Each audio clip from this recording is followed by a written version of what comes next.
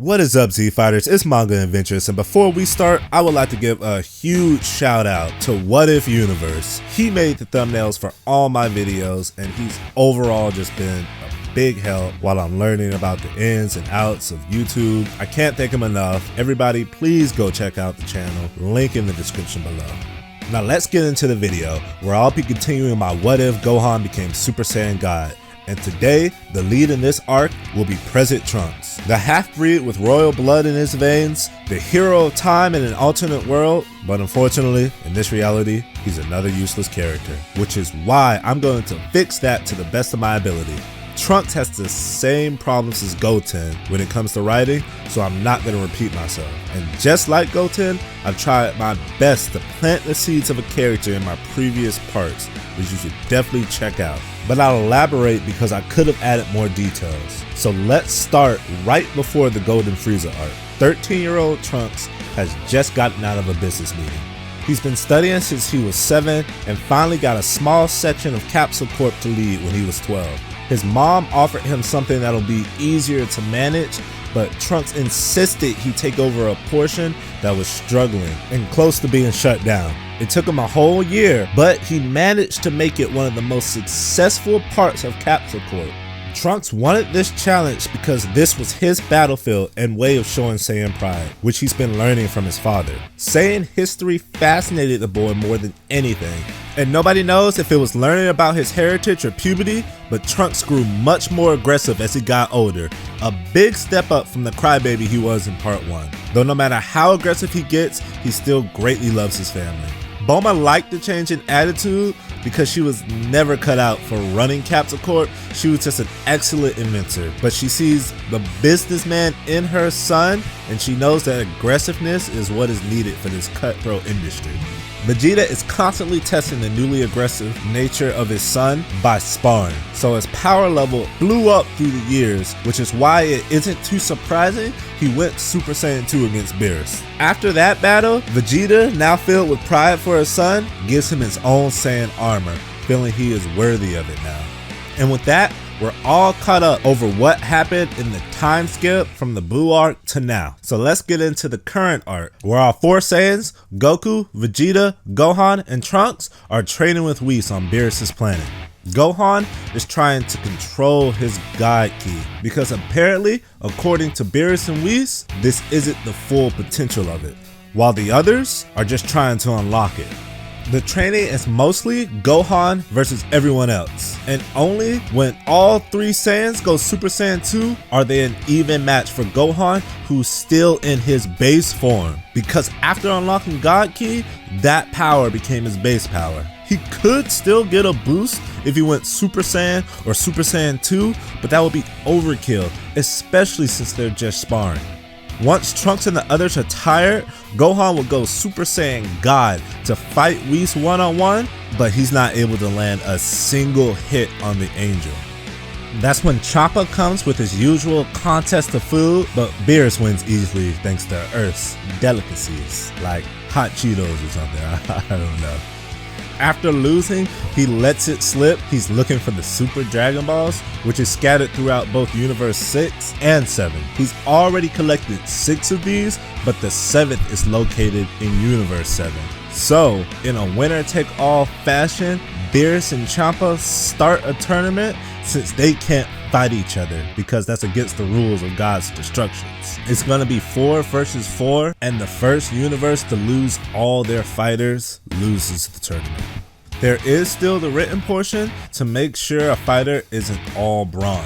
This test is easy for Gohan and Trunks, who score the highest. Vegeta does about average, and Goku barely passes. The tournament goes as such. I'm skimming over the first round with Goku versus Batomo. Next we have Goku versus Frost, and the same things happen with Goku getting poisoned by the hidden needle. But round 3 will be Trunks versus Frost. Trunks has seen past the needle trick, and he's actually the one that asked Beerus / Champa to not disqualify Frost.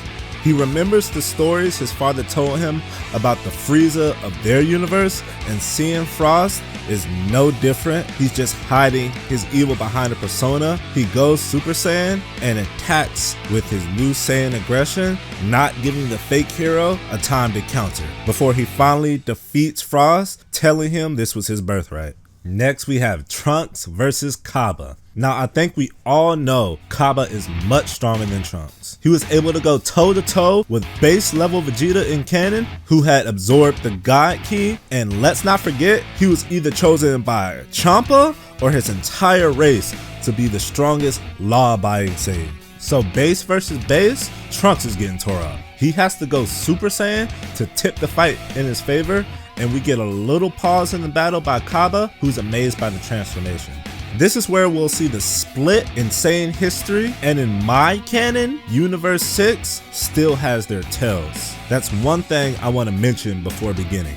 While Universe 7 took over planets, fighting strong opponents, Universe 6 realized that they could get much stronger by actually training and learning techniques from other races. In return, those planets are protected by that Saiyan from attackers, and that's how they became a police force. Even with all this though, no one in Universe 6 has obtained Super Saiyan, which is understandable because it's just a legend, a myth. Nobody cared about that since they had a more obtainable strength in front of them. Now that history class is over, let's get back into the fight. So Cabba believes the best way to handle a transformation is with a transformation. So he creates an artificial moon and becomes a great ape. Now this is what I wanted to see when I heard about Saiyans from another universe, but that's just my opinion. Anyway, since Cabba was 10 times stronger in base form than base form Trunks, another 10 times boost will put him above Super Saiyan Trunks, overpowering the young man. So Trunks has to tap into Super Saiyan 2, which puts the two warriors on even ground. With a final beam struggle, the battle ends in a draw. The two shake hands, happy at the outcome of the battle, and Cabba says if they became partners and fused, they'd be unstoppable. But Trunks looks at him with confusion, not knowing what he's talking about. Cabba laughs, guessing there's more differences between their universes than they both initially thought, and decides to keep that, what he just said, a secret until he's able to beat Trunks one-on-one. The final round is Vegeta versus Hit. Vegeta goes Super Saiyan 2, but is no match against Hit's time skip ability.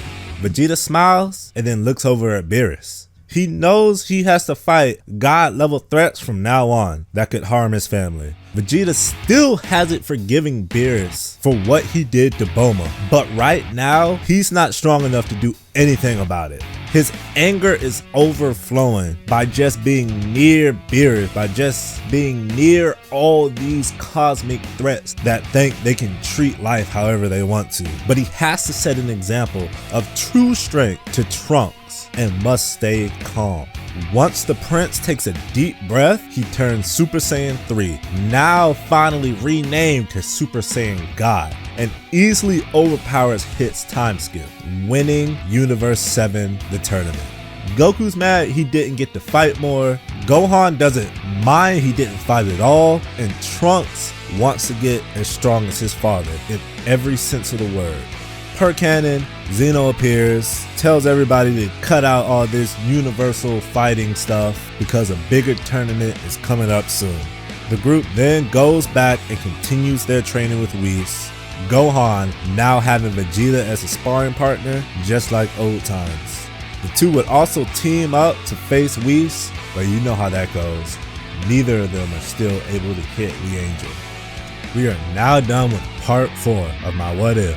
I hope you guys are enjoying the ride so far. I really enjoyed this part in particular because I got to change a whole universe's Saiyan history. And I really think I spiced things up a bit. But tell me what you guys think.